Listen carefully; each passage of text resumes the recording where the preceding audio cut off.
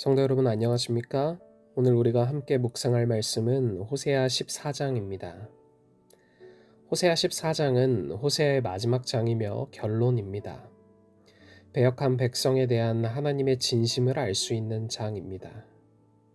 인간적인 생각으로는 그처럼 배역한 이스라엘의 행실을 책망하는 호세아의 결론은 엄중한 심판으로 끝나야 마땅합니다. 그러나 하나님의 생각은 우리와 다르십니다.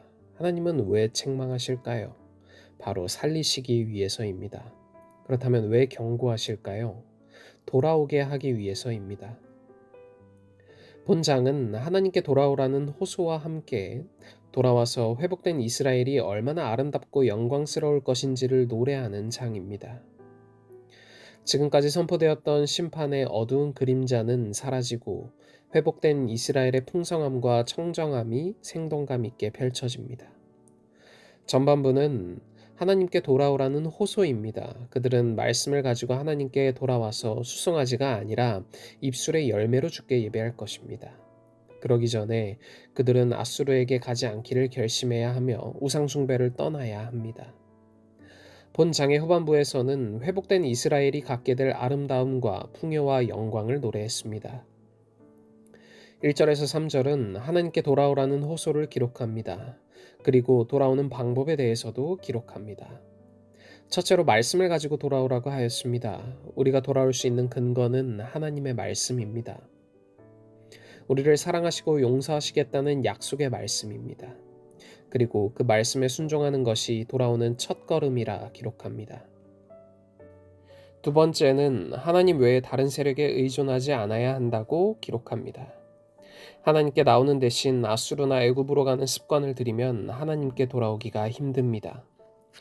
여기서 말을 타지 않겠다는 말은 애굽에 의존하지 않겠다는 말입니다. 애굽산 말을 누구나 원했기 때문입니다. 세 번째는 우리 삶 속에서 우상을 몰아내야 합니다. 그래야 하나님께 돌아올 생각을 하게 되고 하나님께서 받아주실 수 있는 것입니다. 2절에는 숫송아지를 대신하여 입술에 열매를 드리겠다고 하였습니다. 이는 하나님께서 진실로 원하시는 것은 형식적인 숫송아지 제물이 아니라 진심 어린 입술의 예배입니다. 그것은 회개하는 자의 상한 심령이요 그 입술에서 우러나오는 회개와 찬송입니다. 6절에서 9절에는 하나님께 돌아온 백성의 번영과 기쁨, 그리고 하나님의 축복을 상징하는 꽃들과 나무들이 등장합니다. 백합화는 당시 팔레스타인 지방의 평지에서 많이 찾아볼 수 있는 아름다운 꽃이었으며 아름다움, 순결, 향기, 신속한 성장과 같은 특징을 나타내는 꽃입니다. 예수님은 솔로몬의 모든 영광도 이 꽃 하나만 갖지 못하다고 말씀하셨습니다. 레바논은 팔레스타인 북부에 위치한 거대한 산맥으로 형성된 지역으로서 잣나무와 소나무 등의 주산지로 알려져 있습니다. 백향목은 주로 레바논에서 생산되었으며 천년의 수명을 가지고 있다고 전해오는 향기가 나는 고급 목재입니다.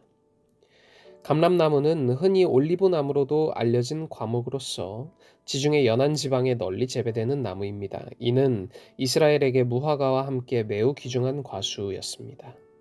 이 나무 열매는 그 자체가 식용으로 사용되며 기름으로도 사용됩니다. 그리고 이 기름은 약재, 등화용 및 제사용 관유 등으로 쓰여졌습니다. 이런 이유로 감람나무는 팔레스타인 지방에서 매우 요긴한 존재였습니다. 선지자는 회개한 이스라엘이 바로 감람나무처럼 사람과 하나님께 귀히 쓰이며 열매를 맺게 될 것을 약속합니다. 감람나무, 무화과나무, 포도나무는 가나안 사람들이 가장 소중하게 여겼던 과일입니다. 포도나무는 성경에서 이스라엘을 상징하며 신약 성경에서는 포도나무가 하나님의 백성인 교회에 비유되고 있습니다.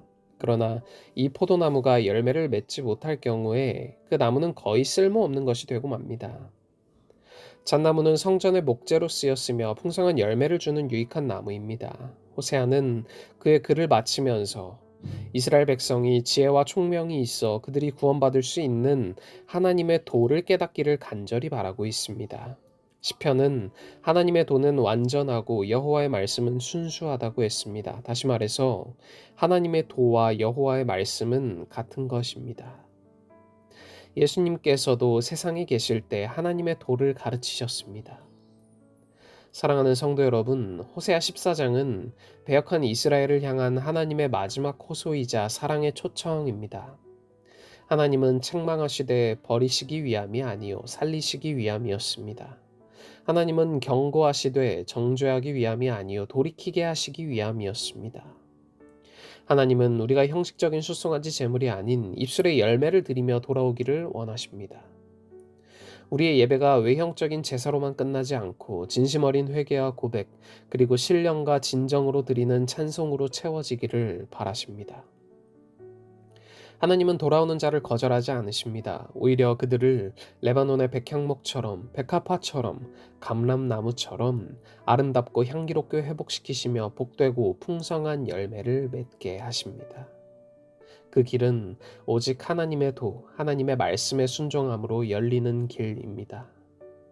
오늘도 우리가 드리는 예배가 형식이 아니라 마음 깊은 곳에서 우러나오는 입술의 예배, 회개의 고백, 감사의 찬양, 하나님께 향하는 온전한 경배가 되기를 간절히 소망합니다. 하나님은 그런 예배를 기뻐하시며 그런 백성을 다시 세우시고 회복시키실 것입니다. 오늘은 학생반의 신태영 학생을 위해 기도하겠습니다. 하늘에 계신 하나님 아버지, 오늘 우리에게 새로운 하루를 허락하시고 새로운 한 주를 허락하심에 감사드립니다. 오늘은 학생반의 신태영 학생을 위해 기도하겠습니다.